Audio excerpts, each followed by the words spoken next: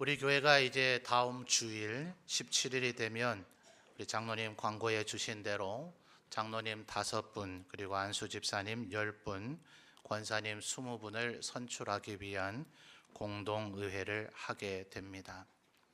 아마 우리 교회를 오래 출석하신 성도님들은 또 혹은 그렇지 않을지라도 교회 요람을 살펴보시면 그저 몇 년 주기로서 계속해서 우리들이 일꾼을 세워왔기 때문에 의례껏 하는 일이라 혹시 그렇게 여기시려는가 모르겠습니다.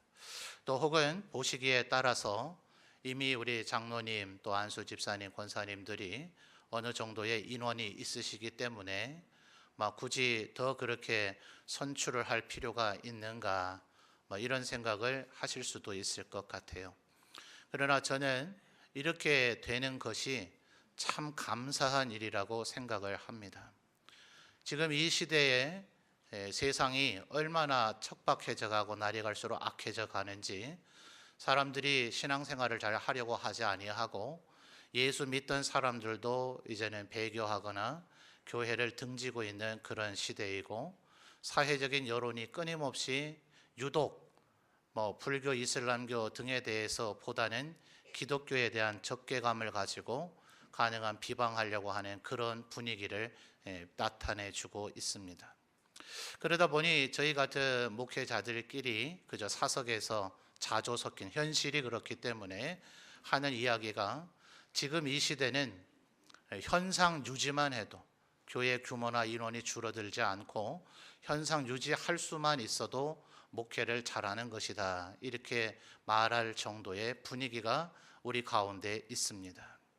그런데 장로님, 안수 집사님과 권사님은 오늘 여러분에게 주보의 간지로 나눠드린 것을 보면, 안수 집사님은 특별히 이제 다른 교회에서 안수 집사님 되셨다가 우리 교회 오신 분들은 만 2년이 경과한 후에 다시 우리 교회의 안수 집사로 세울 수 있다, 이런 조항들. 그리고 안수 집사님에 대해서는 나이에 제한이 없어요. 권사님은 이제 45살, 그렇죠? 만 45세 이상이기만 하시면.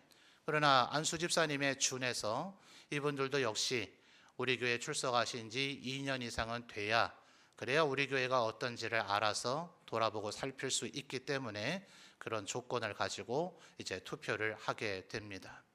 근데 사실은 안수 집사님과 권사님은 이 조건에만 해당이 된다면, 세례 받으시고 그리고 연세가 되시고 우리 교회에서 신앙생활한 지 어느 정도 시간이 지나시고 했다면 누구라도 전원다, 물론 우리 성도님들이 3분의 2 이상 그분이 되기를 원합니다 라고 이렇게 써서 투표 행위를 한다면 세울 수가 있습니다.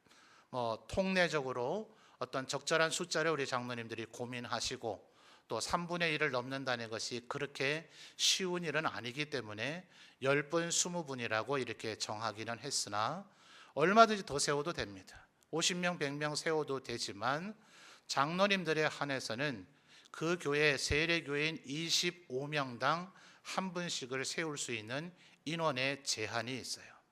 우리가 아무리 많이 세우고 싶다 하더라도 우리 성도의 수가 증가하지 않으면 그 장로님을 세울 수가 없는 거죠. 그러니 다른 교회들은 장로님이 혹시 되고 싶은 분이 있으실 수도 있는데, 또 그 교회가 장로님들을 더 많이 좀 세워보고 싶기도 할 터인데 성도의 수가 그렇게 되지를 않으면 그걸 할 수가 없는 겁니다. 그러니까 요즘과 같이 오히려 교회 규모가 줄어들지 않으면 다행이다 하는 이런 시대에 우리 교회가 이번에 5분의 장로님들을 더 세울 수 있다는 것은 뭐가 됐다는 거예요? 우리 교회 성도의 수가 그만큼 증가가 되어지고 여러 면에서 부흥이 된 부분이, 여러분이 피부로 와닿도록의 어마어마한 변화가 있지는 아마 않았을런지 모르지만 다른 교회에서는 우리 교회를 좋게 보고 부러워할 정도의 그런 열매들이 우리 가운데 있기 때문에 이와 같은 공동의회를 할 수 있게 된 것이다 하는 것입니다. 그러므로 감사한 일이 맞습니까? 예, 정말 하나님 앞에 우리가 감사하는 마음으로 또 이 일을 하는 것은 여기에서 중단하거나 멈추지 아니하고 앞으로 더 부흥성장하고 하나님 앞에 영광 돌리는 교회가 되기 위해서 이러한 일들을 하는 것입니다. 그러므로 우리 성도들이 감사하는 마음으로 기도하면서 또 어떤 분들을 우리와 함께 일할 일꾼으로 세워서 우리 교회가 더 하나님 앞에 영광 돌릴까, 이 부분을 고민하며 기도하시는 우리 성도님들 되시기를 부탁을 드립니다. 여러분, 많으면 많을수록 좋을까요? 예, 그렇습니다. 많을수록 좋습니다. 그래서 그 제한된 범위까지라면, 장로님은 말씀드렸듯이 제한이 되어 있으니까 그건 더 세울 수가 없겠지만, 그렇지 않다면 할 수 있다면 여러분 조금 부족하고 조금 아쉽더라도 기대감을 가지고 서로를 좀 세워주는 것이 필요합니다. 사실 쉬운 얘기로 이런 얘기를 해요. 목사와 장로님의 관계는 그런 관계에서는 안 되는데, 흔히들 생각할 때 이따 좀 부연 설명도 하겠습니다만, 장로님들이 목사를 견제하는 존재다 이렇게 여기는 분들이 간혹 있어요. 그러다 보니 목사님들도 가능하면 장로님을 안 세우고 목회를 하겠다 이렇게 여기는 이도 있습니다. 그래서 우리 한국 교회 안에 실제로 있었던 사건인데, 성도 수가 무려 5,000명이나 됐는데 장로님이 없으세요. 신기하죠? 이런 일이 있으셨는지도 잘 몰랐죠? 그 중간 과정에 그러면 공동회가 없었는가? 있었어요. 피택이 됐다 하더라도 이 오늘 나눠드린 간지를 잘 보십시오. 그러면 그 6개월 동안 제일 뒷페이지를 보면 교인의 의무와 교인의 권리가 있죠. 자, 한번 펴보십시오. 간지를 한번 펴보시면 특별히 교인의 권리보다는 교인의 의무가 상당히 중요하죠. 이랑 모든 집회에 출석해야 된다든지, 교인의 교회 발전에 진력을 해야 된다든지, 헌금 같은 이런 금전적인 협력에도 힘써야 된다든지, 늘 예수 그리스도의 정신을 삶에서 나타내야 된다든지, 주일 성수, 성의를 범하지 않고 미신행위 하지 않아야 되고, 음주나 흡연하지 않고 심지어는 구타 같은 것을 하지 않는 그런 사람이어야 된다. 그래서 장로님과 안수 집사님을 피택하고 난 이후에는 6개월 이상을 교양하고 나서 장로님은 노회의 고시를, 안수 집사님은 당회의 고시를 쳐서 합격한 자로 임직을 한다. 이런 세부 규정들이 있습니다. 그래서 그 6개월 이상 교육한다는 의미가 뭐냐?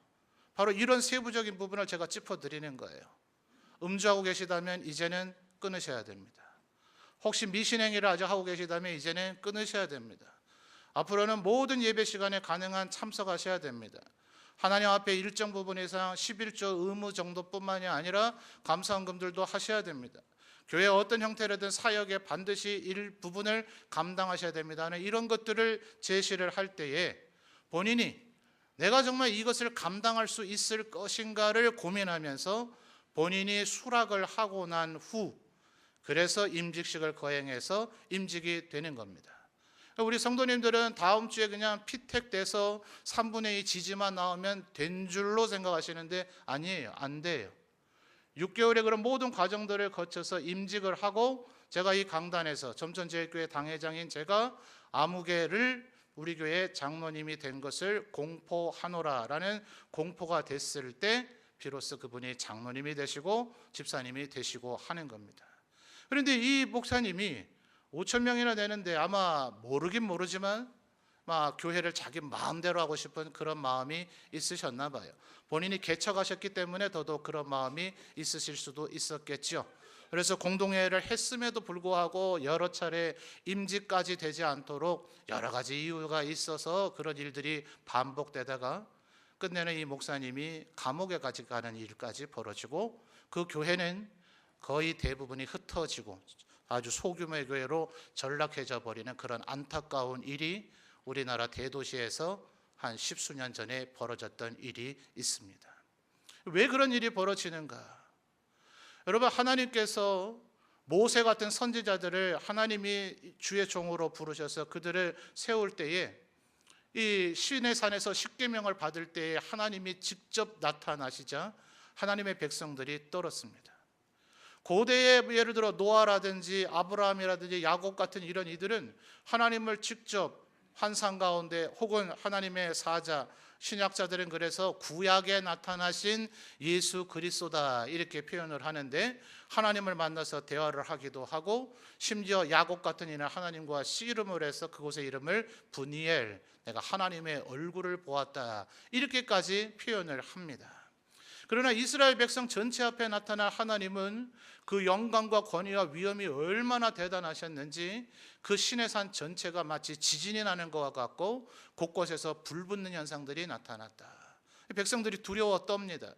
제발 하나님께서 직접 나타나시면 우리가 너무나 두려워서 죽을 것 같으니 이제 후로는 하나님의 종을 대신 보내셔서 그로 하여금 하나님의 말씀을 우리에게 전하게 해 주십시오. 직접 나타나시는 거 우리가 도저히 감당치 못하겠습니다. 이런 백성들의 요청을 하나님께서 귀히 보셔서 그때부터 모세로부터 시작되는 소위 선지자의 제도가 시작이 되어집니다.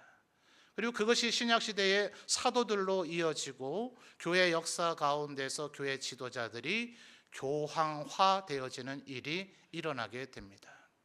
근본적인 그 틀과 상황은 괜찮았지만 한 개인이 교회를 하나님을 대신해서 하나님을 대리해서 이끌고 다스리고 통치하는 일들이 일어나자 인간의 죄성에 따른 부패를 도저히 어떻게 할 일이 없었습니다. 그래서 개혁교회로 세워진 우리 장로교회는 목사 한 사람의 의사로 교회 일들을 결정하지 않게 하고 치리회라 이렇게 얘기합니다. 굳이 요즘 사회적인 용어로 한다면 집단 지도 체제를 이루게 한 겁니다. 한 사람의 의지로서 판단하지 못하도록. 그래서 목사가 한 명이 교회를 대표해야 되니까 목사가 자동적으로 교회의 대표 역할을 하기는 합니다만, 저는 엄밀하게는 경서노회의 소속이지 점촌제일교회의 교인은 아닙니다. 그래서 저와 노회에서 여러분을 돌보고 또 혹은 말씀을 가르치고 여러분을 목양하고 목회하라고 위임을 해서, 그래서 저 같은 사람을 법적으로는 또 위임 목사다 이렇게 부르죠. 노회가 해야 할 일을 저 개인에게 점천제일교회를 돌보라고 위임을 해줬다는 그런 의미입니다. 동시에 여러분들도 또한 저에게 우리를 돌보고 목양하고 하나님의 백성으로 가르치고 하는 일을 해 주십시오라고 여러분도 저에게 위임을 해서 맡겼다는 의미를 갖습니다. 그러나 혼자 목사가 모든 일을 결정하게 해서는 중세의 교회 부패상에 또다시 나타날 수 있기 때문에 장로님들과 함께, 교인의 대표자들인 장로님들과 함께 모든 것을 결정하게 되어져 있는 것입니다. 간혹 목사님들의 개인적인 성향에 따라 카리스마가 있다든지, 또 전 세대에는 장로님들이 잘 모르실 때도 있었기 때문에 목사의 뜻대로 의지대로 되어지는 일들이 간혹 여러분에게 있거나 그런 것을 보신 적이 있어서 교회는 목사가 마음대로 한다라고 혹시 생각하고 있을런지 모르지만, 저는 그렇게 목회하지 않고 있다는 것을 지난 8년간 우리 장로님들과 성도님들이 이제는 충분히 알고 계시리라 생각합니다. 저 또한 당회 석상에서 제 주장이 없는 건 아닙니다. 제 생각과 견해를 분명히 얘기합니다. 그러나 우리 당회는 계속해서 만장일치로 모든 것을 결정짓고 있어요. 한 분이라도 반대하거나 그 뜻에 동조가 되지 않으면 결의하지 않으면서 모든 일이 충분한 공감대를 가지고 함께 이 일을 하도록 그렇게 결정을 해오고 있습니다. 아까 그 어느 교회의 사례에서 알 수 있듯이, 만약 목사 한 명 혹은 저를 돕게 되어져 있는 우리 부교육자 3분 해서 저희들 4명이 만약 성도를 돌본다면, 지금 이 자리엔 그저 한 350명 정도 내외가 앉아 계시겠습니다만, 우리 유치부부터 청년부까지 우리 주일학교 학생들, 그리고 매주 결석하는 분들이 좀 있긴 합니다만, 우리 교회에 어쨌든 교인으로서 등록을 해놓으신 모든 분들을 어린아이부터 어르신들까지 다 포함하면 800명 정도 넘습니다. 자, 이 800명 가까운 사람들을 4사람이서 돌본다. 가능할까요? 가능할까요? 거의 물리적으로 불가능할 겁니다. 그래서 그 일을 하는 분들이 누구예요? 바로 장로님, 안수 집사님, 권사님입니다. 세부적으로는 각각 세 직분이 해야 될 일이 조금 다르기는 합니다. 그러나 오늘 나눠드린 간지를 잘 보시면 장로님들께서 이런 일을 하시는 분들이었구나, 안수 집사님이 이런 일을 하시는 분들이구나, 권사님들이 이런 일을 하시는 분들이구나 하는 것들을 여러분들이 다시 한번 정확히 알 수가 있을 것입니다. 그래서 이런 분들은 적을수록 좋다예요, 많을수록 좋다예요? 많을수록 좋다입니다. 왜냐하면 장로님들의 경우는 특별히 마치 이 사회적으로 보면 국회의원과 좀 유사한 그런 기능을 하고 있어서 우리 장로님들이 25명당 한 분씩 장로님을 세우도록 조치를, 그렇게 규정을 지어놓은 이유가 장로님들께서 여러분의 의견들을 살피시는 거예요. 여러분들이 뭘 원하시는지.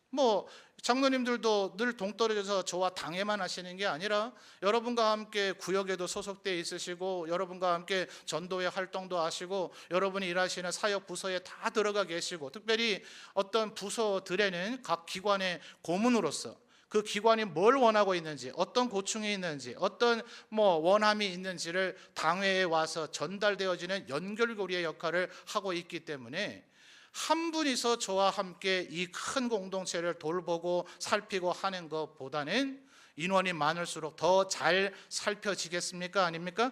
더 잘 살펴지겠죠. 그래서 장로님, 안수 집사님, 권사님은 많을수록 좋은 겁니다. 그래서 여러분들께서 이 한 주간 기도하는 가운데, 그렇다고 우리가 투표용지에 다음 주에 5분, 이제 장로님으로 주로 예를 들어 설명하겠습니다. 5분을 적어야 되는데 거기에 많이 뽑자던데 목사님이 이래가 6명, 7명 적고 이러시면 그 표는 어떻게 돼요? 무효표가 됩니다. 전혀 그 표 기능을 하게 되지 못하고, 무효표가 되어지면 오히려 3분의 2를 넘어야 지지가 되는데 3분의 2를 깎아먹게 되는 결과를 가져오게 됩니다. 쉽게 생각해 보세요. 10명이 투표를 하면은 몇 명이 지지를 해야 되겠습니까? 7명이 돼야 3분의 2가 넘죠. 6명이면은 3분의 2에서 조금 미달이 됩니다. 제가 과거에 섬겼던 목사님이 이제 위임을 위한 공동위에 청빙을 하는 자리에 제가 있었는데, 끝에 여기 선거에 규정해 보면 그런 게 나옵니다. 제일 마지막 페이지를 한번 보세요. 제일 마지막 페이지에 제 7조의 교회의 선거 투표 찾으셨습니까? 제일 밑에 사항이 있죠. 사항 같이 읽어볼까요? 시작.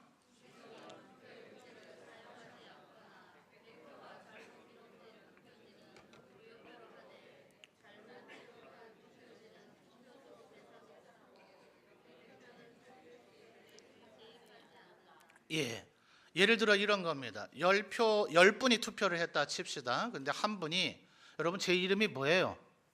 개성인이죠. 근데 성씨를 틀리게 부르거나 표기하는 분들은 제가 이미 포기했어요. 그런 일을 하도 많이 겪기 때문에. 근데 성인 같아 보이지는 않나 봐요. 그죠? 그러니까 가끔 저를 승인이라고 적는 분들이 있어요. 심지어는 송인이라고 해서 저한테 지금 한 달에 한 번씩 도와달라고 계속 장문의 문자를, 개송인 목사님 도와주십시오 이래가지고, 제가 개송인이 아니기 때문에 거기에는 일체 응답을 안 하고 있습니다. 근데 여러분, 우스갯소리 같지만 그 목사님이 위임 청빙을 할 때에 한 분이 만약 이름을 틀리게 적었다면은 아마 부표가 부결이 됐을 거예요. 근데 한 분이 무슨 까닭인지 아무것도 적지 않은 채 그냥 백지를 투표지로 냈습니다.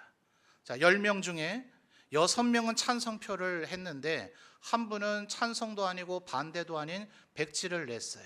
그러면 10분의 투표를 했지만 6명이 됐으니까 3분의 2에서 조금 미달되죠? 0.333 정도 미달되죠? 부결입니까? 가결입니까? 요 7조 4항의 조항이 있기 때문에 가결이에요. 거기에 만약 제 이름이라고 간주를 해서 개송인이라고 적었으면 이건 7표가 되지 않고 그 표는 무효표가 돼서 6표만 찬성한 걸로 간주가 됩니다. 그런데 만약 아무것도 적지 않은 종이가 거기에 들어와 있으면 그거는 총 투표소에서 빼서 10분이 투표를 했을지라도 투표 행위를 한 분은 9분, 찬성이 6분, 3분의 2가 됐어요? 안 됐어요? 됐기 때문에 통과가 됩니다. 이런 일이 있을까 싶지만 제가 현장에서 봤어요. 저의 담임 목사님 중에 한 분이 바로 이 한 표가 100표였느냐, 만약 거기에 누구라도 낙서라도 금이라도 하나 껐으면 그것은 무효표가 돼서 부결이 될 뻔한 일이 있었습니다. 그래서 여러분 이 한 주간 동안 요람을 아마 가정마다 다 지급을 해드렸을 터인데 혹시 요람이 없으시거든 교육자실에 오셔서 남아있는 요람이 아직 넉넉하게 있습니다. 그래서 받아가셔서 다음 주에 어느 분을 내가 찍어야 될지 이름을 좀 잘 보셔서 오시면 좋겠어요. 왜냐하면 3년 전쯤입니까? 제가 정확한 연도 모르겠습니다만 우리 권사님 12분, 안수 집사님 5분을 선출할 때도 이름을 틀리게 적어서 분명히 요 분을 쓰려고 했던 것 같기는 한데 그거는 감정일 뿐이지 그것을 그분을 지지한 표로 인정할 도리는 없어요. 법이 그렇게 안 돼 있습니다. 그래서 그것을 무효표로 처리했기 때문에 안 된 경우도 있지 않은가. 그런 표가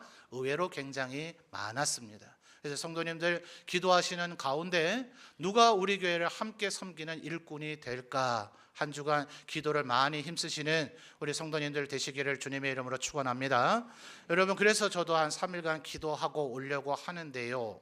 여러분 굳이 말한다면 저와 여러분 모두 다 기도를 해야 되는 게 맞습니다만 둘 중에 하나를 만약 택한다면 제가 기도를 많이 해야 되겠습니까? 여러분이 기도를 많이 해야 되겠습니까? 예? 목사예요? 여러분이에요? 아이러니하게도 여러분입니다.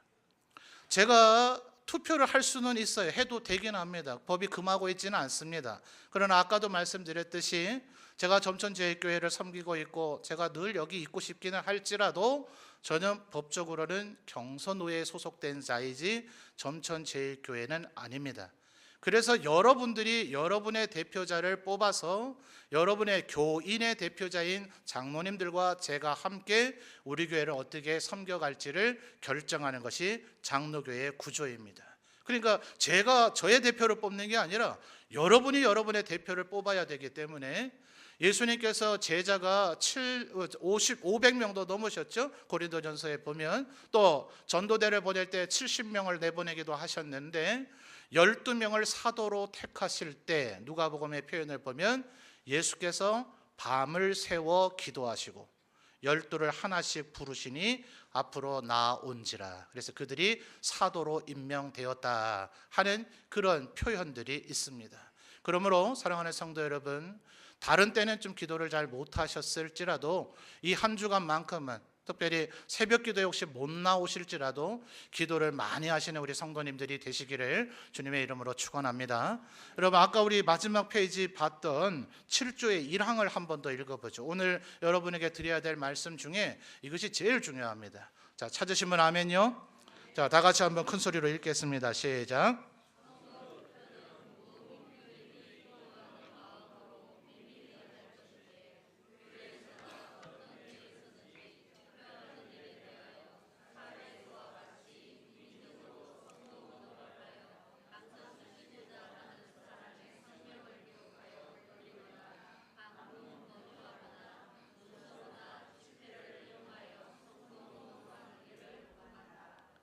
예, 여러분 사회에서는 선거운동 합니까 안 합니까?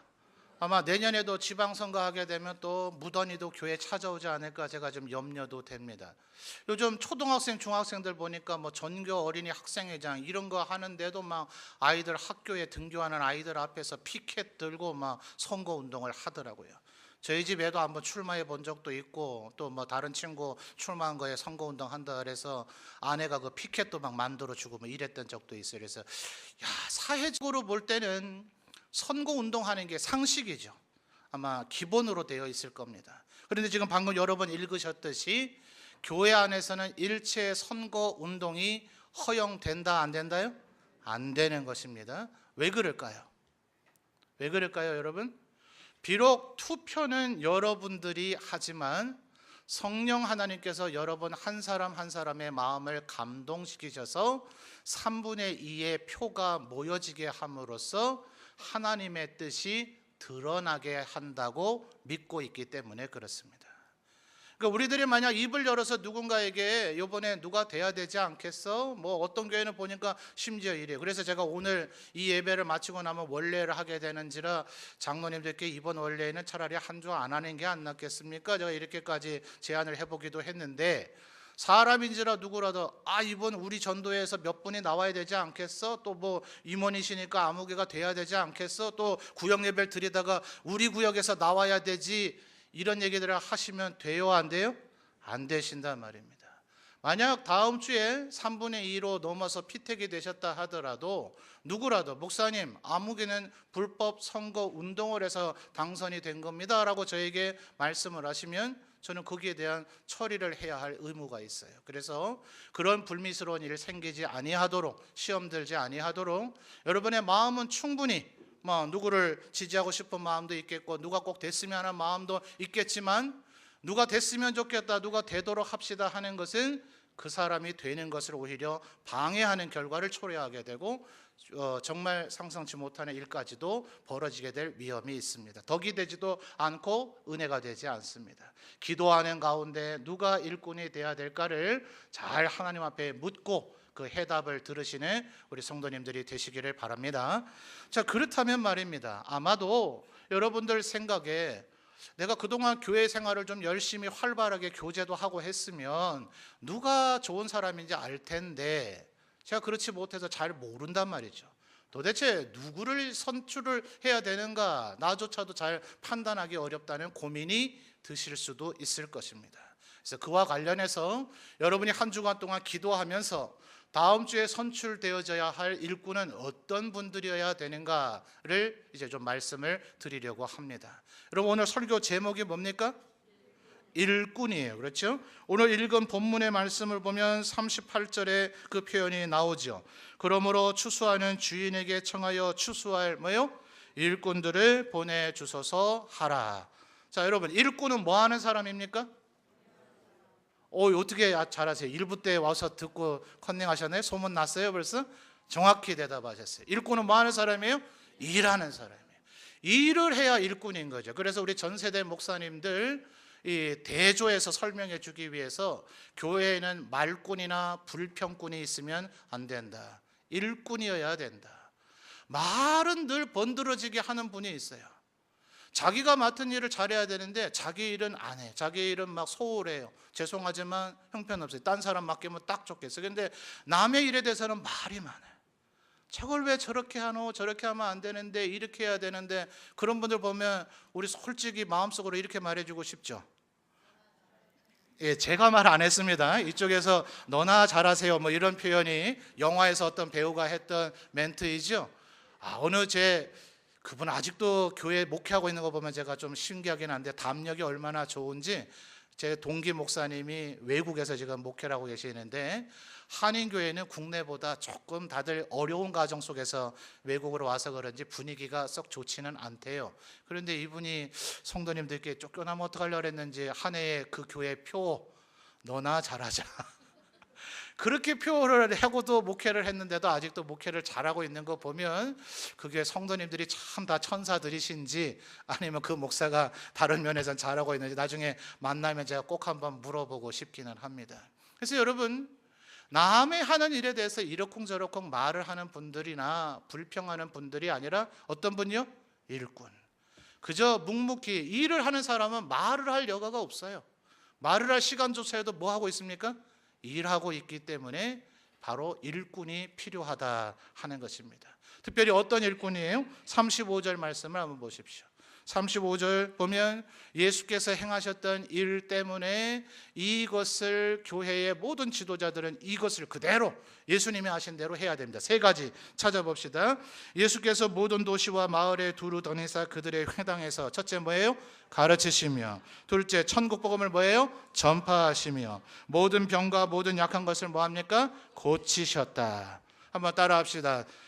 가르치며, 전파하며, 고치셨다.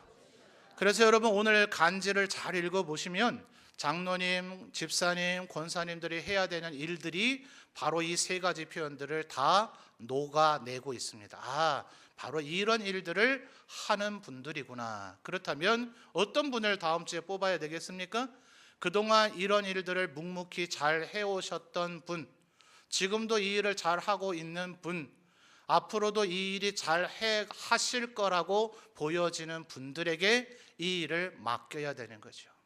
교회의 직책은 명예가 아니라 멍해입니다. 뭐라고요? 명예가 아니라 멍해예요. 야, 나 이제 점천교회 담임 목사 됐다 이러고선 제가 1년 360일 놀러 다니고 전 세계의 목사님들마다 찾아다니면서 명함이나 뿌리면서 제가 점천교회 담임 목사입니다 이러면 여러분 좋겠어요? 제 말 잘 못 들으셨습니까? 제가 365일 동안 전 세계에 제 아까 말씀드렸던 그 동기도 외국 나가 있듯이 알래스카에도 있어요. 저보고 한 보름간 부흥 집회하러 저 관광도 할 겸 오래요. 제가 돈이 없어서 못 간다고 이런 지하에 잘랐습니다. 전국에 오라는 데는 많아요. 전국뿐 아니라 전 세계도 있어요. 브라질에서도 오라 하고 시카고에서도 오라 하고 합니다. 근데 안 갑니다. 그런데 가면서 그래 부흥 집회 여기 일주일 저기 일주일 하고 1년 52주 돌아다니고 폼만 재고 다니고 그게 폼 재러 다니는 건 아니지만 그렇게 명예를 드높이고 다니면 여러분 좋으시겠냐고요? 아니죠? 목사든 장로님이든 집사님이든 권사님이든 우리는 내가 목사 됐다, 장로 됐다, 권사 됐다 이것으로서 명예를 얻고자 이 일을 하는 것이 아니라 그 이전보다 훨씬 더 중한 일을 하셔야 되는 겁니다. 그래서 지금까지 일을 잘해 오신 분, 지금도 여전히 그 일을 꿋꿋이 하고 계신 분, 앞으로도 그 일을 잘 할 것이라고 여겨지시는 분들에게 이 일이 맡겨져야 된다 하는 것입니다. 또 한 가지로는 아까도 말씀드렸습니다만 말꾼이 되면 안 된다 그랬죠. 불평꾼이 되면 안 된다 그랬죠. 일꾼이 돼야 된다 그랬어요. 그래서 아까도 그 어느 교회 사례를 들면서 얘기했습니다만 어떤 분은 내가 꼭 장로가 돼야 되겠다. 그래서 목사를 바른 길로 가도록 견제를 해야지 이렇게 주장을 하는 분이 있어요. 여러분, 장로님들의 주요한 기능은 목사를 견제하는 게 아닙니다. 목사를 견제하고 저 개성인 말고요. 어느 교회든지 그 목사 말입니다. 목사를 견제하고 목사를 힘 빠지게 하고 목사를 일 못하게 하는 것은 마귀와 사탄이 알아서 합니다. 여러분이 굳이 그 일을 거들어 주지 않아도 마귀 사탄은 늘 저로 하여금 시험 들게 만들고 힘 빠지게 만들고 목회를 하지 않고 싶어 하도록 만드는 그 일을 저로 하여금 사역에 대한 열망과 의지를 좌절시키게 만드는 이들은 마귀 사탄이 알아서 해요. 세상에도 야당이 있고 세상에도 정부와 국회의원이 있다고 하니까 거기에 착각을 해가지고 자, 세상은 선거운동을 하는 것이 상식이지만 교회 안에는 선거운동을 하면 된다 안 된다요? 안 된다요. 그러므로 교회 안에 야당이 있어요 없어요?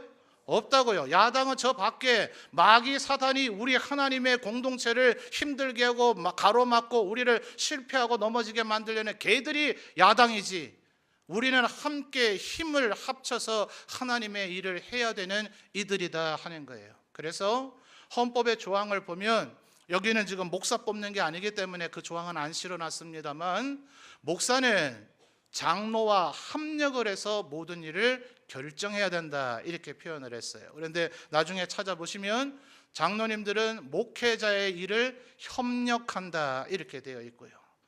말이 표현이 재밌죠? 합력과 협력.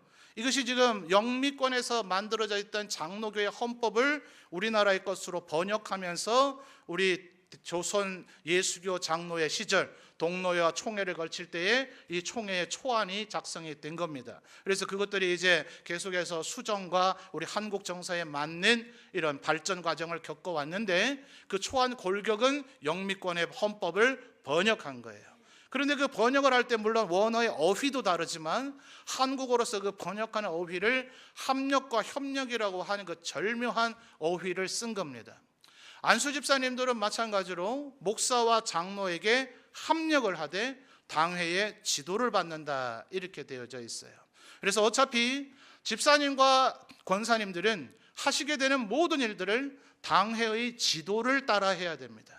그렇기 때문에 그분들보다는 장로님들을 선출하는데 우리의 어떤 판단이 더 집중하고 신중함을 기해야 되는데 장로님들이 해야 되는 일은 목사를 견제하는 것이 아니라 목사를 돕는 데 목적이 있다는 거예요. 여러분, 저와 뒤에 우리 안강영 목사님, 또 오재현 목사님, 그리고 우리 이제 김민기 전도사님. 자, 오재현 목사님 지난주 화요일에 목사 안수를 받으셨는데 그 전에는 강도사라 이렇게 불렸죠. 목사, 강도사, 전도사 각각 직분과 호칭이 다른데 이 모두를 통칭하는 저희들을 부르는 말을 뭐라고 부릅니까? 그렇죠? 저희를 목회자라고 불러요. 왜 그래요? 저희가 목회를 하는 사람이기 때문에 그렇습니다. 여러분, 종교개혁은 성경을 성도들에게 돌려줬다라고 표현을 합니다. 그 이전까지는 교회, 성당에 사제들만 여기에 그랬죠. 제가 말씀드렸죠. 요즘의 가치로 하면 약 5억 원 정도까지나 되는 성경이었어요. 그래서 이거를 자물쇠로 채워가지고 쇠사슬로 여기다 고정을 해놨기 때문에 수도원의 수도사도 일을 안 하고 성경 읽는다를 혼났단 말이에요. 교회 성당에 와서 여기서 성경을 읽거나 들을 수가 있었지, 개인에게 성경이 없던 시절에 성경을 모국어로 번역을 해서 모두의 손에 쥐어줌으로 진리의 복음이 뭔지를 모두가 알게 돼서 교회가 바로 서는 것이 종교개혁의 핵심이었다. 그래서 1차 그 종교개혁을 500년 전에 일어났던 일을 성경을 성도들에게 돌려준 사건이다라고 평가를 합니다. 그래서 이 20세기와 21세기에는 성도들에게 이제는 사역을 되돌려줘야 된다. 목사 혼자 모든 사역을 하지 말고 성도들에게 모든 사역을 가능한 분산하고 분배해서 성도들과 함께 사역을 하라. 그래서 2차 종교개혁, 이 시대의 새로운 교회 개혁은 사역을 성도들에게 돌려주는 것이다 라고 얘기하고 있기는 하지만, 그럴지라도 교단의 법과 성경의 정신을 따라서 예를 들어 세례를 베푼다든지 성찬을 행한다든지 하는 일은 목사가 하도록, 축도도 목사가 하도록 이렇게 아직까지는 한정을 짓고 있는 영역이 있습니다. 그러므로 오늘 이 시대는 제가 장로님을 비롯한 성도님들과 함께 모든 일들을 다 결정해야 되지만, 그럼에도 불구하고 목회자는 누구예요? 제가 목회자이고 목회를 하는 주체는 저란 말이죠. 그래서 내 혼자 내 맘대로 하지 말라고 하기 때문에 목사는 장로님들과 합력해서 모든 일을 결정합니다. 그래서 저는 무엇 하나라도 제 혼자 결정할 수가 없습니다. 그렇게 결정하면 그 자체가 불법이 되는 것이고, 또 우리 교회 그동안 전통이 그렇지 않기 때문에 저는 장로님들을 존중해서 충분히 토의하고, 빠르게 결정이 안 되고 우리의 마음에 공감대가 형성이 안 되면 2달, 3달 아니라 6개월, 1년을 지나서라도 물론 제가 끊임없이 설득합니다. 무엇이 장로님들이 판단해 주셔야 될 정확한 요점인지를 제가 계속 짚어드립니다. 그리고 제 주장을 강하게 하기는 합니다. 그럴지라도 제 혼자 결정할 수 없는 것이 교회의 구성이다 하는 것이고, 그래서 목사는 장로와 합력을 하는데 동시에 장로님들은 목사에게 협력을 해야 됩니다. 이 협이라고 하는 말은 돕는다는 의미예요. 협이라는 말의 의미 속에서 이미 목회의 메인은 목사이고 장로님들은 돕는 존재다라는 그 규정을, 성격을 규정하고 있는 겁니다. 그러니 여러분이 안수 집사님, 권사님은 그 직무에 따라서 선택을 하시면 되는데, 개성인을 도우라 이런 얘기가 아닙니다. 장로님들을 선출하실 때는 목사가 하고자 하는 일을 잘 도울 만한 성품을 가진 분인가, 이것이 여러분들의 중요한 판단 기준이 되어야 된다 하는 것이에요. 여러분, 그럼에도 불구하고 여러분 분명히 비평과 반대는 있어야 됩니다. 여러분, 만약 차를 한번 생각을 해보세요. 자동차 악셀에만 있고 브레이크가 만약 없다면 이 차 여러분 타시겠어요? 안 타시겠어요? 이 차 타는 순간 그게 이제 마지막입니다. 그 차 타는 순간 가족들에게 전화해서 이제 관 짜놓으라고 얘기를 해야 돼요.